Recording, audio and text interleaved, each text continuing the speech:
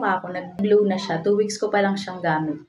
2 weeks ko nang gamit si Milky Haya with Ceramide. And ito na yung final review ko. As you can see, nakikita mo yung face ko, talagang nag-glow siya before nung hindi pa ako gumagamit nito. Wala akong gamit na kahit toner or rejuve, hindi pa ako nagaganon. Wala akong pinapahid sa mukha.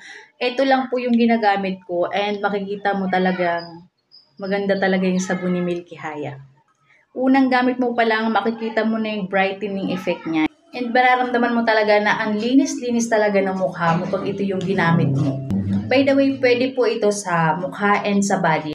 I-make sure nyo lang po na pagkagamit nyo is ilalagay nyo po sa tuyo kasi madali po siyang matunaw. Yung amoy niya is parang yung branded na sabon na gamit ko dati. Pero hindi sila magkaparehas ng amoy. Kumbaga parang yung naiiwan kasi yung amoy niya sa balat, unlike nung ibang sabon na pagkaligo mo, after ilang minuto wala na. Ito po naiiwan yung amoy niya. Maganda talaga.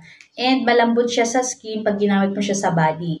Tapos yung sa mukha mo naman, talagang sobrang linis talaga. Ang linis na pakiramdam mo, pag ginom mo talaga, wala ka talagang ano na makikita, mararamdaman. Yung oily-oily na feeling, dito talaga makikita, mararamdaman mo na malinis talaga yung face lock mo dito. Tumagal ng 2 weeks yung sabon sa akin, yung dalawa, 1 week yung isa, 1 week din yung isa. Kasi tatluhan yung binili ko. Tumagal siya kasi sa mukha ko lang siya ginagamit.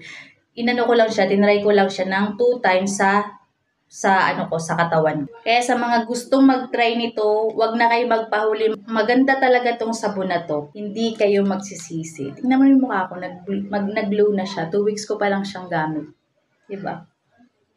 Yung mga itim-itim na nakikita nyo, ano ko yan, ano kasing tawag dyan, yung para siyang hindi ko alam tawag dyan eh. Pero ano na sa akin yan, inborn na sa akin yan, hindi siya natatanggal. Ewan ko kung anong sabon makakatanggal yan, pero ito talaga, natanggal niya talaga yung ng mukha ko. Kasi maitim talaga yung mukha ko before. Nakikita nyo naman sa mga old video ko.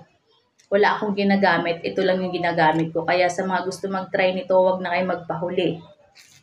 Worth it talaga.